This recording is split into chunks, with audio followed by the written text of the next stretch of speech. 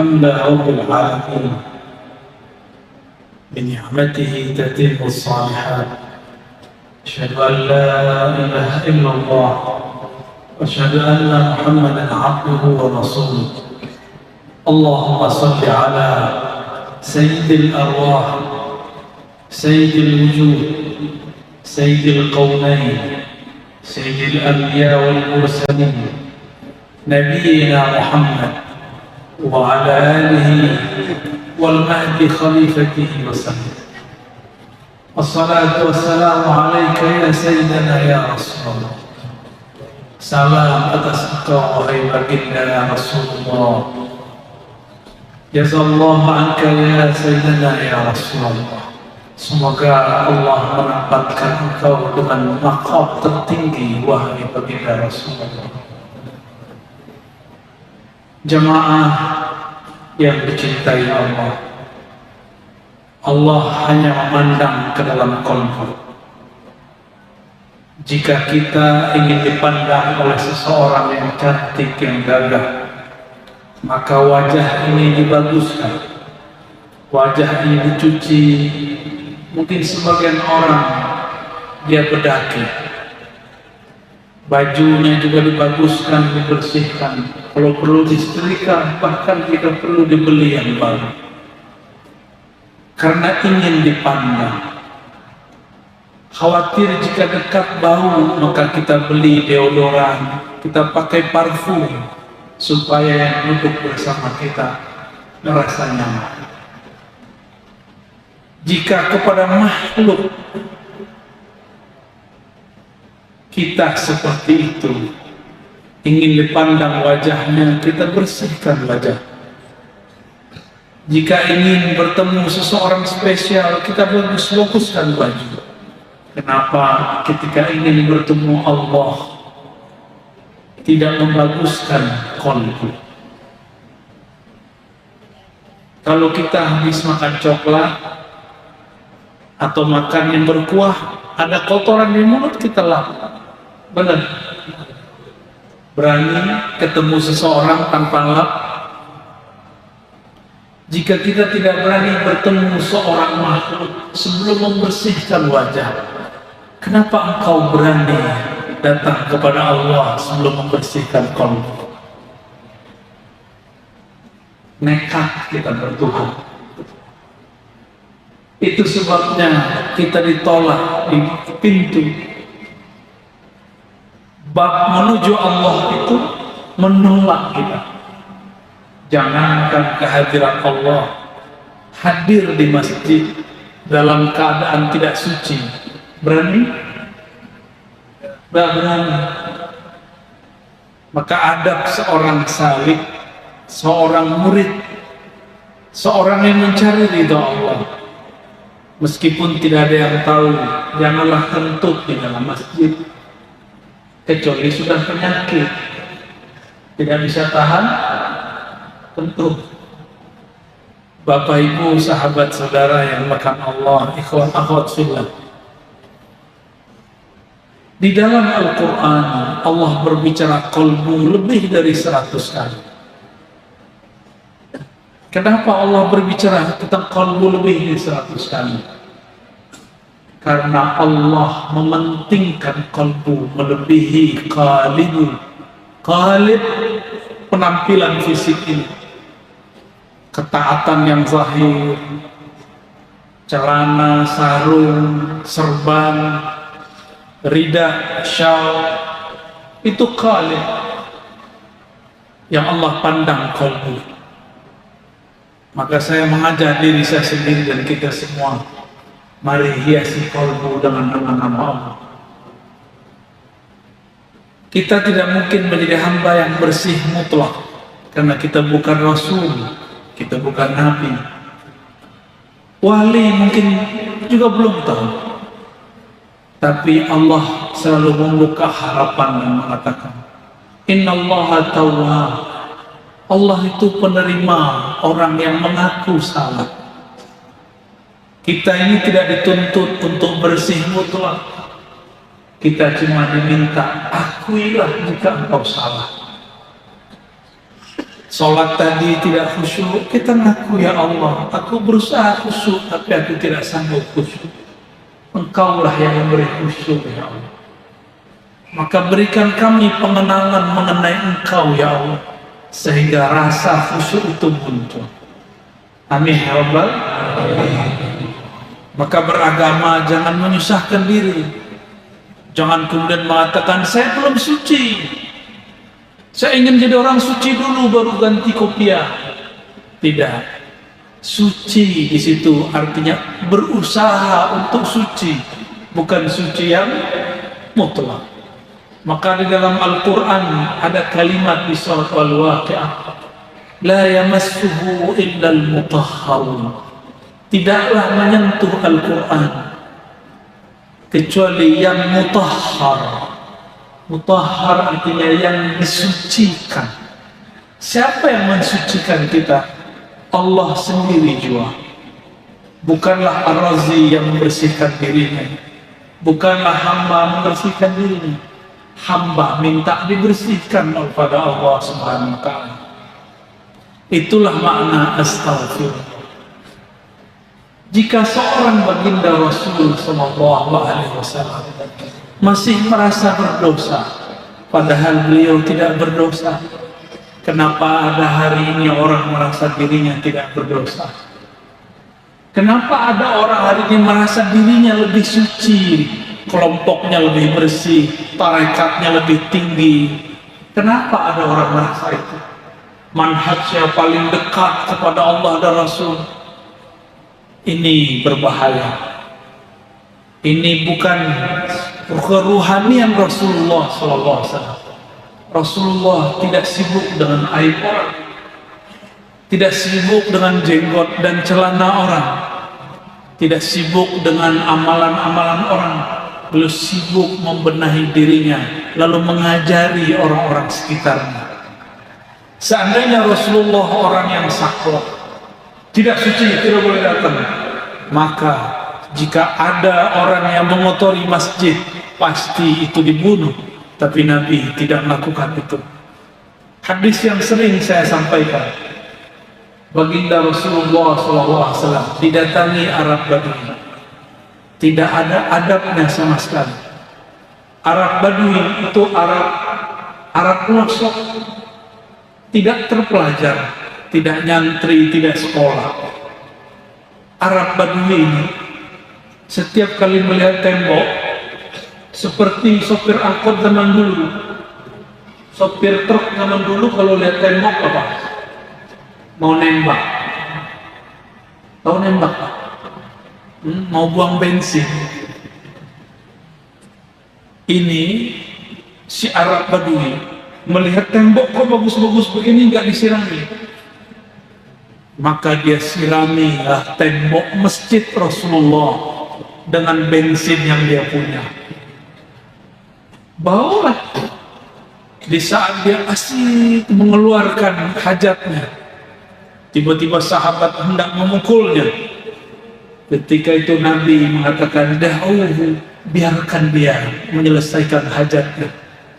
Coba Bapak dibayangkan, kalau ada orang sedang buang air, lalu kita ganggu, dia nanti dari mengarah ke sana, dia mengarah kepada kita. Apa yang terjadi? Ada tembakan ke sasaran yang lain. Najis berceceran kemana-mana. Maka Nabi SAW kata, da'uhu, biarkan dia. Apakah orang ini dihukum? Tidak. Malah yang dihukum yang tidak mengerti, yang ingin memukul dapat tugas, ambil air satu gayung kamu siramkan.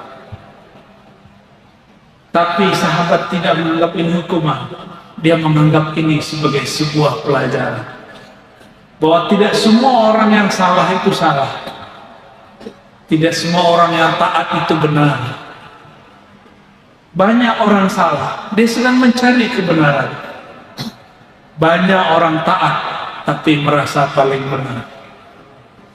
Semoga kita tidak termasuk dua-duanya. Semoga kita termasuk talabatul ilm, penuntut ilmu. Orang yang baru merasa belajar sholat, belum merasa sholat, itu merasa belajar sholat. Belajar itu usaha. Usaha itu disebut iqamatus sholat. Aqimis sholat artinya berusahalah melatih dirimu sholat. Kalau ada orang merasa sholat, Allah katakan fawailun lil musallin, celaka bagi orang yang merasa sholat. Jadi nanti jika ada orang belum sholat, kita tidak boleh hina, ya, sepakat?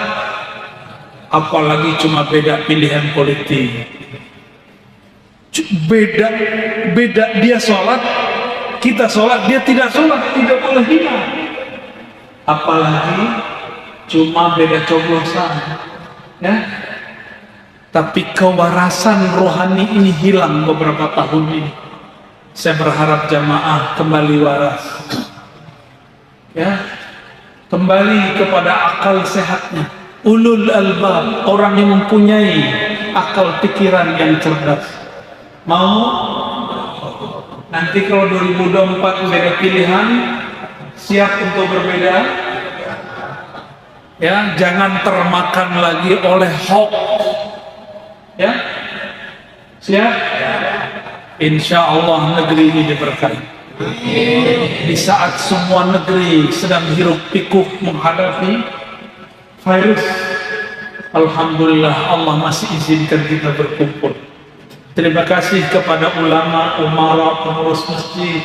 Ya, semoga mereka diberkahi Allah yang mengizinkan kita semua. Suatu kali Nabi SAW berdoa, hadis Sahih Bukhari, Allahumma inni as'aluka salamatas sadri. Ya Allah, aku memohon kepada Engkau salamah. Salamah bukan bahasa Arab, itu artinya bukan selamat. Salamah itu artinya terbebas dari keburukan dan aib. Apa arti salamah? Maka jika disebut Allahumma antas salam minkas salam tabarakta rabbana ya dzal jalali wal ikram. Assalam, Allah yang maha terbebas dari aib dan kekurangan. Nabi mengatakan Allahumma inni as'aluka salamatas sadr. Ya Allah, aku minta selamat di dalam dadaku.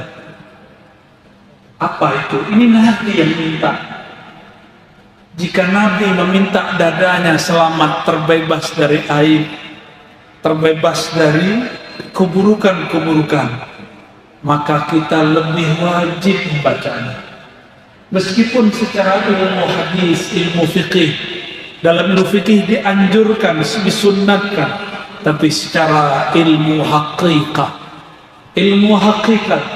berdoa seperti ini wajib. Ya, berdoa meminta supaya Allah selamatkan isi dada. Sadar bahasa Arab, sadar. Apa arti sadar bahasa Indonesia? Orang sadar. Tapi bahasa Indonesia sadar itu lawan daripada tidur atau mabuk, atau lawan daripada orang yang sudah lewat dari maksiat, dia sudah sadar.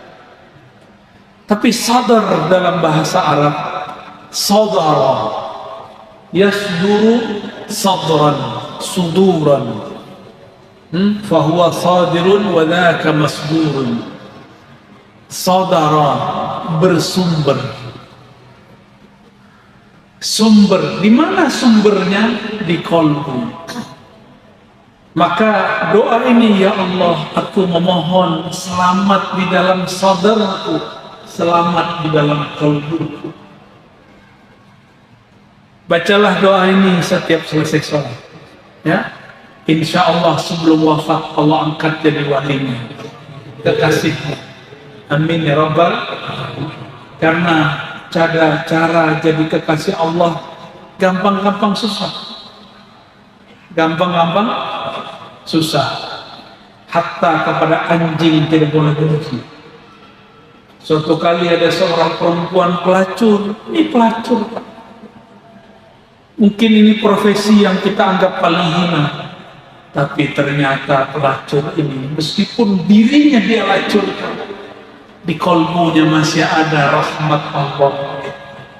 Dia melihat anjing kehausan, diambilkan air, dia suapkan kepada anjing. Kita katanya orang yang sujud 5 kali sehari, melihat anjing ditabrak. Di mana rahmat Allah di kalbumu?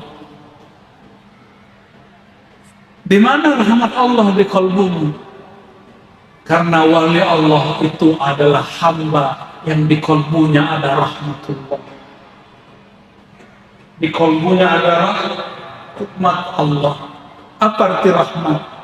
Kasih sayang. Hatta kepada semut kita kasih, pohon-pohon kita kasih. Maka orang-orang yang merusak ekosistem alam semesta, mereka adalah musuh-musuh Allah. Mereka harus membayar. Yang sudah merusak ekosistem alam, bayar dengan menanam kembali. Tanam kembali di tempat yang lain. Jika memang kemudian jadi itu tempat usaha, tanam di tempat yang lain. Jika tidak, maka Allah akan menyatakan perang kepada kita. Ya. Jadi kekasih Allah gampang-gampang susah. Coba perhatikan hadisnya. La yazalu abdi, hadis Sahih Bukhari. Senantiasalah hambaku yataqarrabu ilayya bin nawafil, mendekatkan diri kepadaku dengan amal-amal nawafil, tambahan ringan. Nawafil itu tambahan plus ringan. Hatta uhibbahu, sehingga aku jatuh cinta kepadanya. Kalau kita jatuh cinta, kita punya perhatian nggak dengan orang yang kita cintai? Maka kita boleh artikan, hambaku beramal dengan amal-amal yang remeh, ringan menurut dia, tapi membuat aku punya perhatian cinta kepadanya. Hatta uhibbahu, sehingga aku punya perhatian cinta kepadanya. Jika aku sudah cinta, aku ganti perangkat di dalam dirinya. Yang memandang bukan lagi matanya, yang mendengar bukan lagi telinganya, yang berkalam bukan lagi lisannya, yang berzikir bukan lagi kalbunya. Allah mengatakan, kuntu, akulah yang berkalam saat dia berkalam, akulah yang mendengar saat dia mendengar, akulah yang memandang saat dia memandang. Jangan bayangkan Allah itu galak. Allah itu asik, Pak. Rasulullah asik orang. Rasulullah itu asik. Cuma sahabat yang sungkan. Rasulullah itu mudah senyum, nggak tegang, Pak. Begini terus. Tolong Allah. Bid'ah. Haram. Nggak begitu. Rasulullah itu penyayang. Penyayang Rasulullah. Apa kata beliau? Aku kepada kalian seperti ayah kepada anak-anak. Ayah kepada anak-anak ada masanya ngajar, ada masanya bermain-main, ada masanya berkasih sayang. Akrab Rasulullah SAW dengan para sahabat. Jangankan kepada para sahabat, bahkan Rasulullah akrab dengan binatang-binatang yang kita remehkan. Suatu kali beliau sedang jalan-jalan di suatu kampung, tiba-tiba ada seekor onta datang, tersungkur sujud depan Nabi, menangis. Rasulullah bisa berbahasa, berbicara dengan semua bahasa. Maka Nabi faham apa yang dia kalamkan. Ternyata si onta curhat, wahai Rasulullah, tolong aku wahai Rasulullah. Aku dipaksa tuanku makan sedikit kerja banyak. Onta, Pak. Onta, ya. Cuma sayang, onta curhatnya cuma masalah kerja. Onta curhatnya cuma masalah beban. Onta curhatnya masalah makan. Maka hamba-hamba yang sudah berubah jadi hewan, dia curhat cuma masalah dompet, perut, dompet, perut, dompet, perut. Itu yang dia curhatkan kepada Allah. Dia bukan lagi hamba yang punya rohani hidup. Dia sudah menjadi karakter yang lain. Bukan lagi karakter seorang manusia. Jadi kalau curhat kepada Allah, jangan curhat masalah dunia. Apa beda ente dengan onta? Allah sebelum kita dicipta sudah tahu masalah kita. Sudah atau belum? Terus untuk apa kita kasih tahu kepada Allah? Kalau doa minta keteguhan, bukan minta macam-macam. Ya Allah, berikan Al-Fat, As-Samad, lam yalid wa lam yulad. Al-Fatr dengan ahad sama. Jangan itu, kalau minta jangan itu. Ya Allah, buat suami saya sayang. Itu biasa. Ya Allah, banyakkan bini. Itu biasa. Jangan itu yang diminta. Yang diminta bukan itu. Ya Allah, banyakkan rumah. Jangan. Coba lihat, Nabi mengajarkan doa apa? Kita sudah hafal semua. Allahumma a'inni ala zikrika wa syukrika wa husni ibadah. Ya Allah, bantu aku berzikir. Gak minta banyak zikir, minta dibantu supaya bisa karena nama Allah sangat berat. Wa syukrika, bersyukur. Gak minta fulus, tapi kalau fulus sudah punya, bersyukur kan? Kalau harinya banyak, bersyukur. Anak-anak, dulu saya sendiri, anak saya banyak. Nabi Adam itu senang melihat umatnya sekarang banyak yang sholat. Kata baginda Rasul SAW, inni katsirun bikumul umam. Aku berbangga dengan umat yang lain karena umatku banyak. Jadi kita yang muwahhidin ini, yang cuma atu ini kurang membanggakan Rasul. Kayaknya ada yang nggak sepakat. Mohon maaf, itu canda aja ya. Kembali ke bagian tadi. Nabi tidak mengajarkan minta barang. Nabi mengajarkan tujuan. Tujuan kalau punya harta supaya apa? Supaya bisa beramal soleh, bersyukur. Jangan minta hartanya takut lupa diri, mintalah syukurnya. Ya? Jangan minta ujian, minta sabar. Jangan minta perang, minta semangat jihad. Ini belum apa-apa udah minta perang. Ya? Sabar dong. Ada babnya. Ini ulama kita, guru-guru kita, kalau dia takut kepada Allah, dia tidak takut jihad. Tapi jihad itu ada tempat dan waktunya. Jangan bom saudara sendiri. Jangan hancurkan negeri sendiri. Itu namanya bukan jihad, namanya jahat. Ya, saya menghimbau kepada orang yang punya semangat jihad. Semangat aneh lebih besar daripada ente. Tapi itu saya paham. Saya kumpulkan. Nanti kita ledakkan di saatnya. Di saat ada orang menyerang agama ini. Di saat orang ingin mengganggu negara ini. Baru kita keluarkan. Saya tahan-tahan. Marah kita asah dengan nama Allah. kita asah dengan rindu kepada Rasulullah.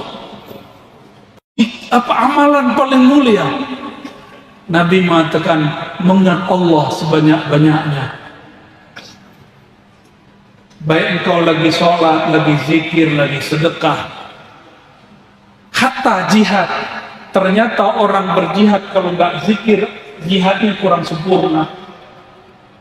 Makanya banyak orang jihad niatnya tidak benar, mau menikahi 72 bidadari, ya salam.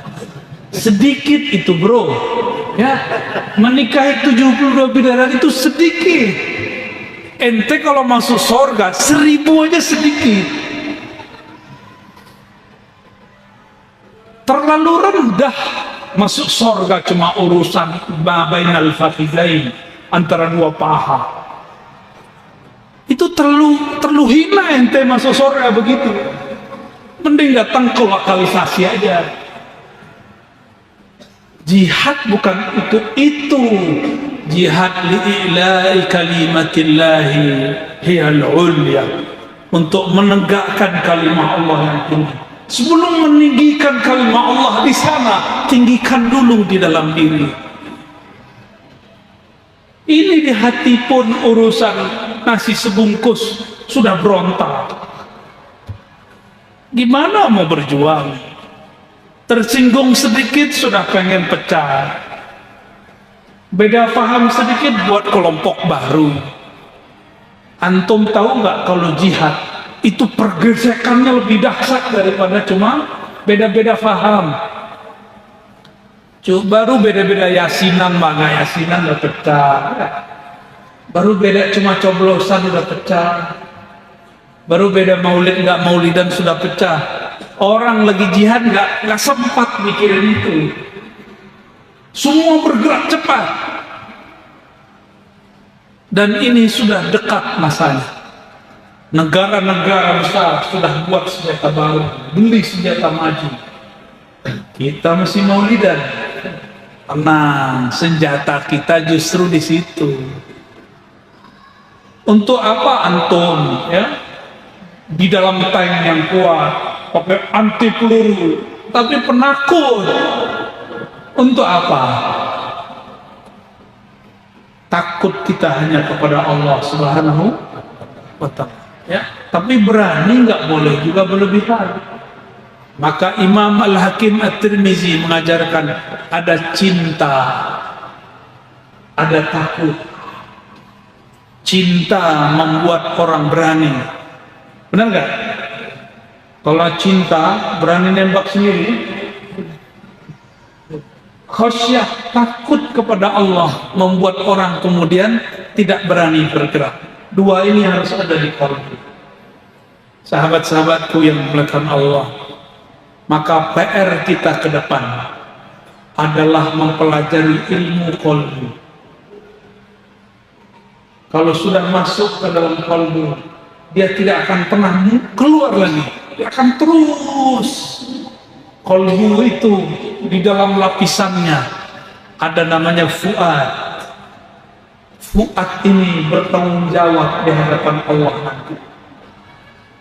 Ya, sesungguhnya sam'a wal basar, pendengaran, penglihatan, wal fuad, dan fuad, semuanya itu dimintai pertanggungjawaban. Sekedar kalbu belum bertanggung jawab, tapi kalau sudah jadi fuad, sudah jadi keputusan di hati, maka dia dipertanggungjawabkan. Ya, apa beda kalbu dengan fuad? Di kalbu banyak lintasan, banyak was-was. Tapi kalau fuad, pendirian kita. Ini dihisab, hati-hati. Itu dihisab. Sahabat-sahabat yang dimuliakan Allah, Nabi SAW, beliau mengatakan,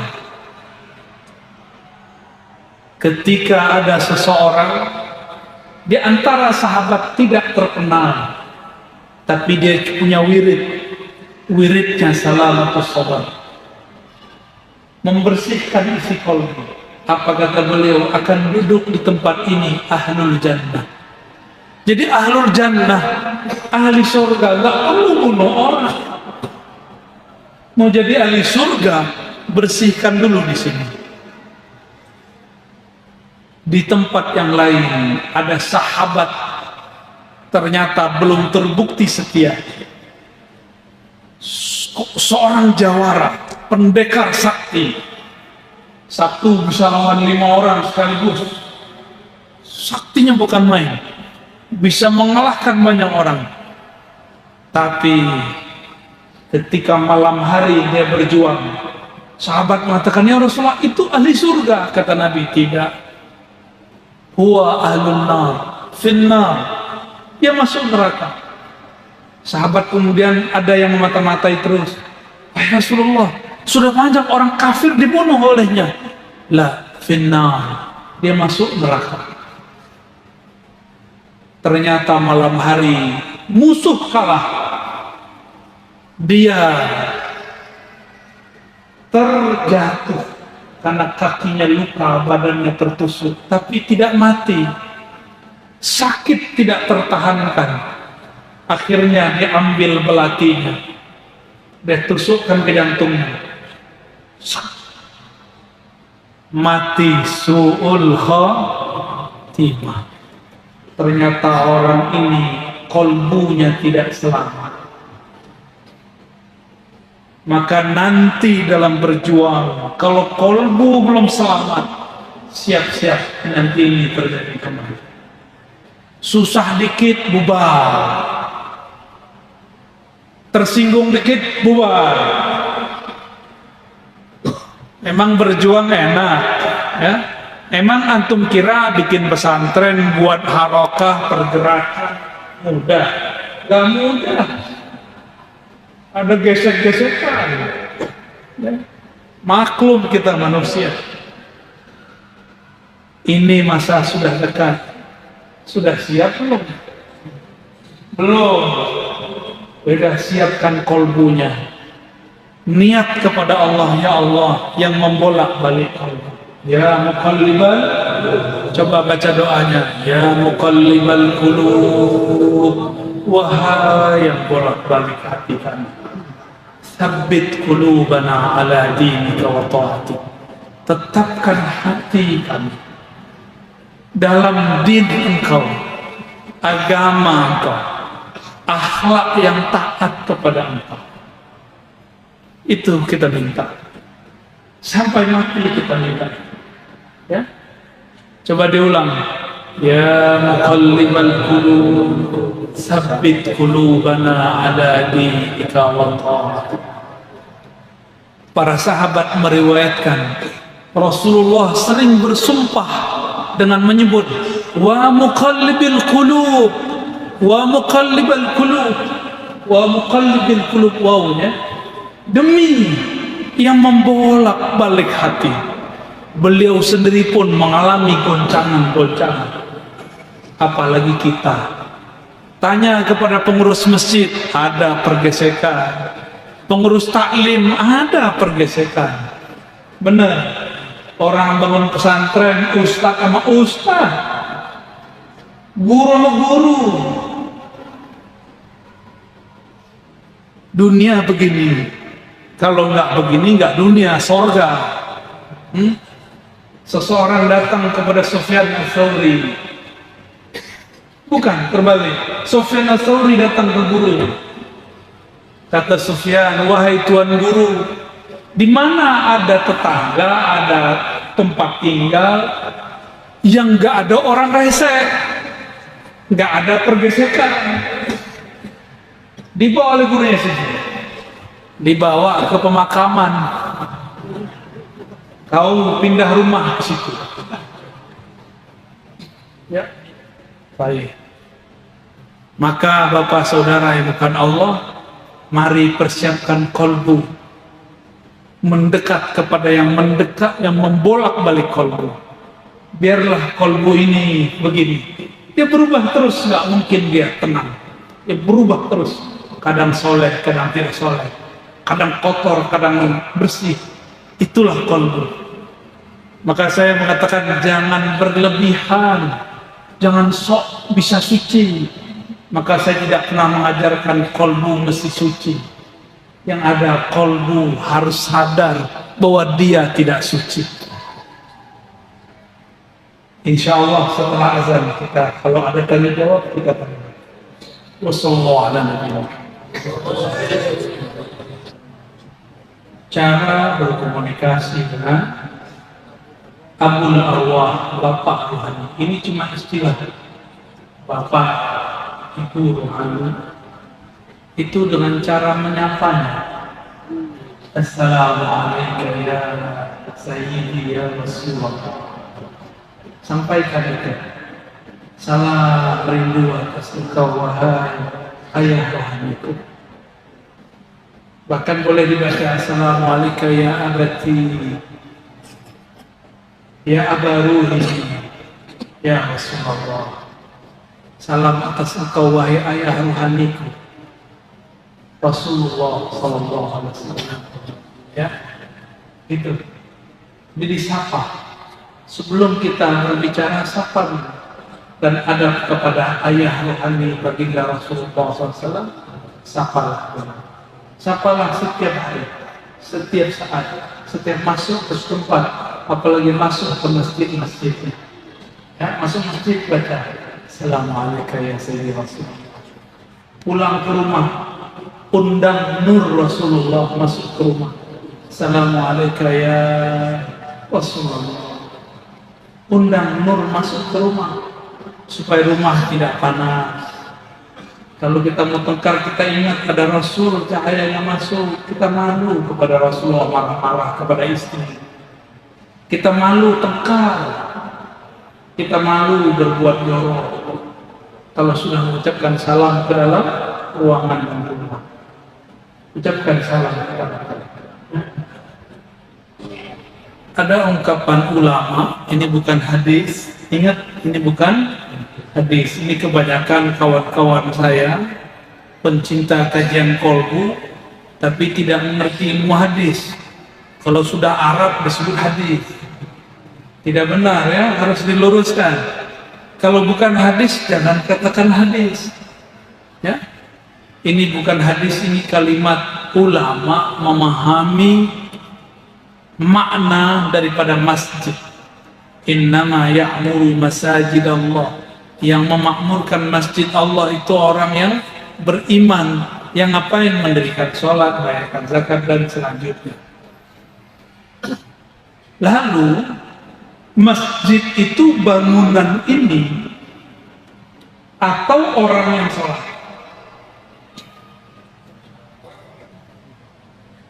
Ada bangunan di Eropa, di Paris, di Prancis, di Spanyol, bahkan di Turki ada bangunan gereja menjadi masjid. Masjid jadi gereja. Berarti yang disebut masjid itu bukan ornamen, arsitektur seperti ini. Ini budaya orang Indonesia buat masjid. Mesti ada kubahnya. Dulu Nabi buat Masjid Nabawi tanpa kubah. Karena kubah itu tradisi orang-orang Persia dan Romawi. Ya. Jadi yang masjid itu apa? Masjid itu tempat orang sujud. Banyak orang sujud, tapi kolbunya tidak sujud. Maka tempat kolbu sujud ini juga harus diketahui. Ya. Di bagian manakah kolbu kita sujud?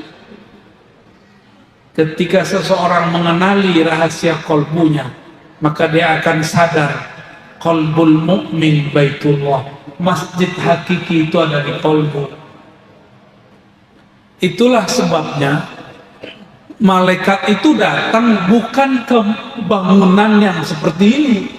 Malaikat datang kalau di dalam bangunannya ada orang-orang yang kolbunya sudah jadi masjid. Ya, kolbunya sudah makmur menyebut nama Allah. Yuzkarus fiha ismuh, nama-nama Allah disebut-sebut di sana.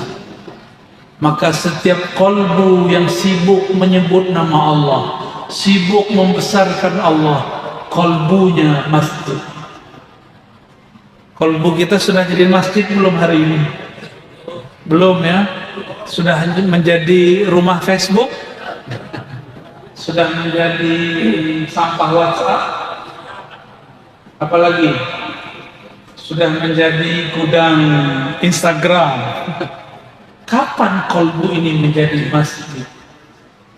Apabila orang mulai menyebut nama Allah di dalamnya. Maka belajarlah zikir kolbu, zikir khafi, wazkur rabbaka fi nafsik. Begitu Allah berkalam dalam Al-Quran surah Al-A'raf ayat 205. Sebutlah nama Rabbmu. Siapa nama Rabb engkau? Siapa nama Rabb engkau? Allah. Katakan Allah berkolbu. Itulah pentingnya belajar zikrullah. Itulah pentingnya talqin zikir. Carilah guru yang tepat. Semoga beliau terima kita jadi murid. Amin ya Rabbal alamin. Bapak didoain orang, pertanyaannya kebanyakan. Baik, sebelum sholat baca ilahi anta maksud. Jangankan itu Bapak bilang gorengan boleh. Saya mau makan durian boleh juga. Yang penting jangan setelah takbir Pak ya. Tapi kalau Allah Akbar mau beli durian ilahi durian maksudi itu baru masalah Pak ya. Tapi kalau sebelum takbir bebas. Namun hamba yang sudah kolbunya menjadi masjid, kita kalau mau ke masjid, khudhu zinatakum inda kulli masjid. Pakailah perhiasan terbaikmu ketika ke masjid. Perhiasan kolbu adalah nama-nama Allah. Maka sebelum bertakbir, penuhi kolbu dengan nama Allah.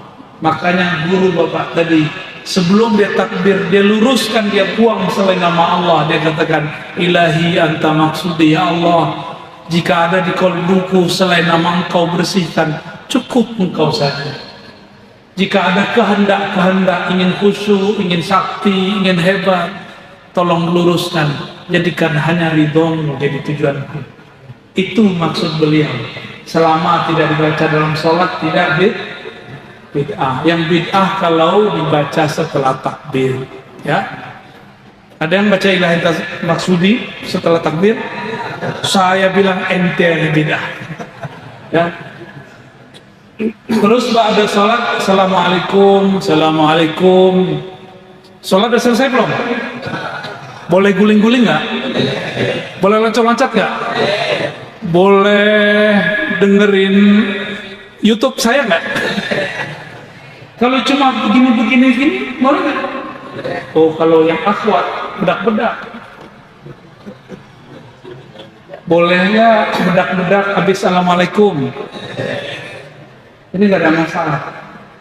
Adapun beliau begitu, karena Nabi dulu pernah setiap selesai sholat, beliau minta ampun kepada Allah. Karena Nabi tidak punya dosa, maka beliau tidak megang apa-apa.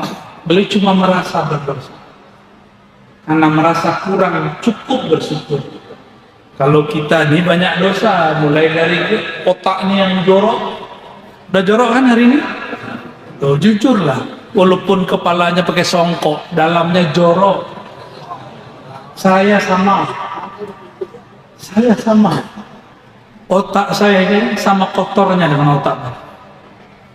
Cuma bedanya Allah pertemukan saya guru-guru yang mengajarkan cara mengkelinnya, membersihkannya.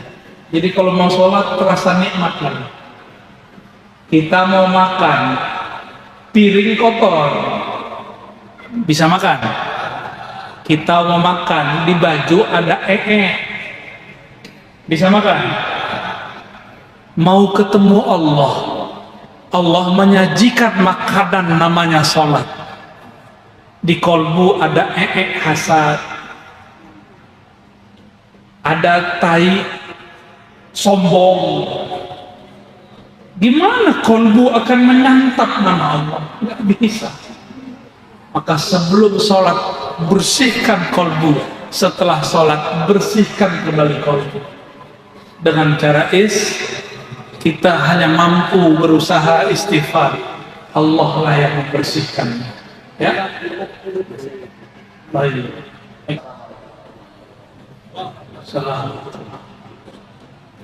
Supaya tertarik membaca WA, kenali dulu siapa yang ngirim WA. Supaya menarik membaca message, kenali dulu siapa yang mengirim message. Kalau yang mengirim si dia yang kita cinta, walaupun beberapa tahun yang lalu dibuka nggak, dibalasnya asik nggak balasnya? Tahu-tahu balas berbalas sudah 2 jam. Ya, begitulah orang yang sudah cinta kepada Allah. Maka tahu-tahu baca Quran sudah 3 jam. Tahu-tahu baca Quran sudah tamat. Kalau sudah kenal kepada Allah yang menurunkan. Tapi kenal kepada Allah, semakin engkau mengenalinya, semakin engkau menyadari betapa engkau tidak dapat mengenalnya. Karena dia sangat-sangat luas. Dia sangat-sangat hebat. Semakin kita mengenalinya, semakin kita sadar, aku tidak sanggup mengenal dirimu ya Allah. Hanya engkau yang mampu mengenal dirimu. Bagaimana dengan pertanyaan kedua? Kita sama-sama muda, cuma beda umur. Saya sudah kepala 3 ya. Kalau 35 itu kepala 3 apa kepala 4? 3 ya. Ntar lagi 36. Emang antum kira saya nggak pernah dosa? Saya pernah dosa. Dosa ke orang tua, dosa ke teman, dosa hati, dosa mata, dosa semua. Nggak ada di badan saya ini kecuali di situ ada dosa. Tapi syaitan punya was-was. Nama syaitannya Al-Khannas. Kata si Khannas, ngapain kamu tobat? Besok juga maksiat lagi. Itu si Khannas, kalau kita paham, Khannas ini sudah berbohong, sudah sombong. Tahu apa dia takdir masa depan. Si Khannas bilang, ngapain kamu maksiat lagi besok maksiat? Berarti dia akan tahu besok terjadi. Jangan tertipu. Seorang mukmin menganggap umurnya ya hari ini. Walaupun kita punya planning setahun ke depan, sebulan ke depan, 7 tahun ke depan. Tapi umur seorang mukmin hari ini, detik ini.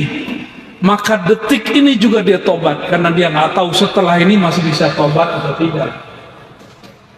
Jadi tobat gak usah ditunggu-tunggu.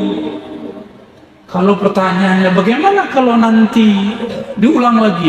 Itu urusan takdir masa depan. Takdir ente hari ini. Hari ini pilih takdir tobat atau putus asa. Takdir bisa dipilih. Namanya kasab, usaha. Sebatas itu kita bisa memilih. Selebihnya itu pilihan mutlak Allah Subhanahu wa ta'ala. Allah yang menguasai. Mungkinkah Allah berkehendak kepada hambanya keburukan? Gak mungkin. Kalaupun buruk kata si hamba, pasti ada baiknya. Ya. Jadi kalau kita merasa masa lalu, antum kan masih muda, ya. Ini yang tua-tua ini maksiatnya lebih besar dari antum. Ini mau soleh kok. Paling cuma maksiat 2-3 kali kan, ngicip-ngicip. Ini maksiatnya banyak ini. Tersimpan dari kelopak matanya, hidungnya.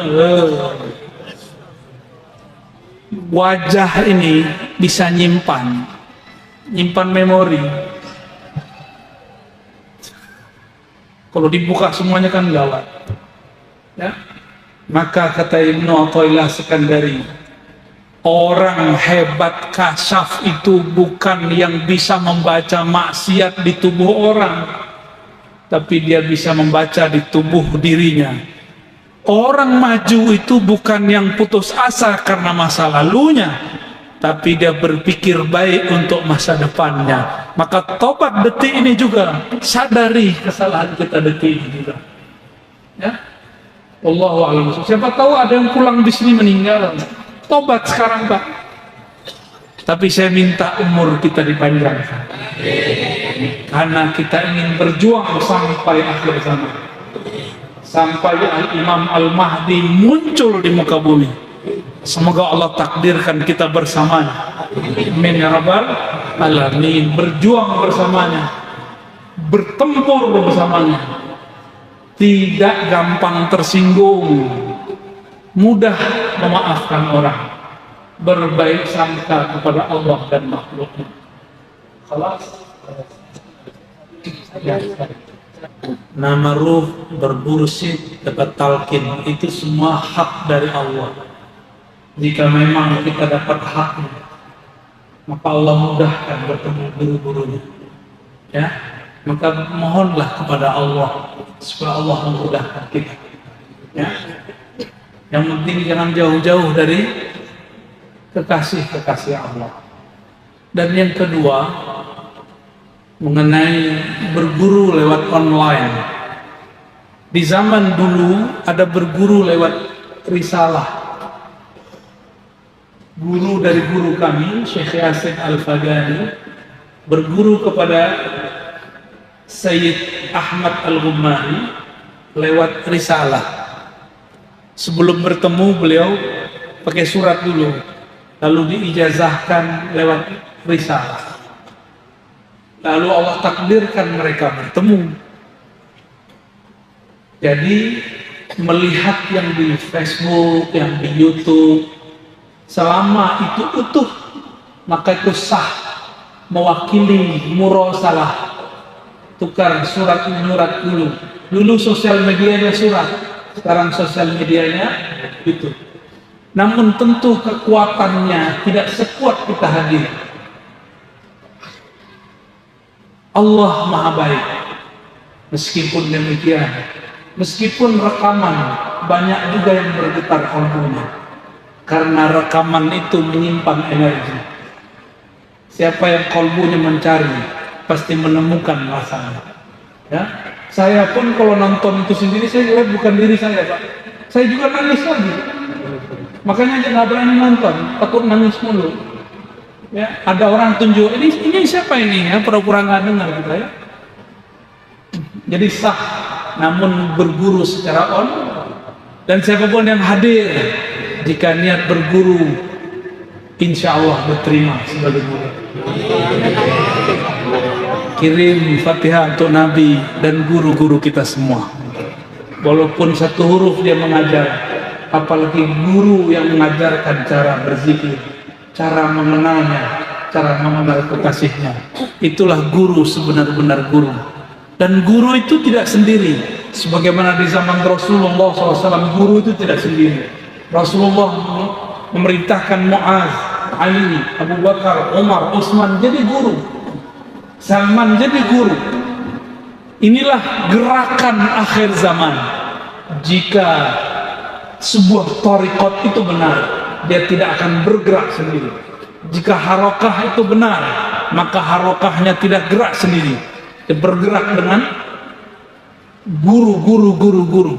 Semuanya tidak merasa paling benar, semuanya hanya mencari kebenaran. Kita boleh mencari kebenaran, tapi tidak boleh merasa paling benar. Barangkali itu yang dapat saya sampaikan.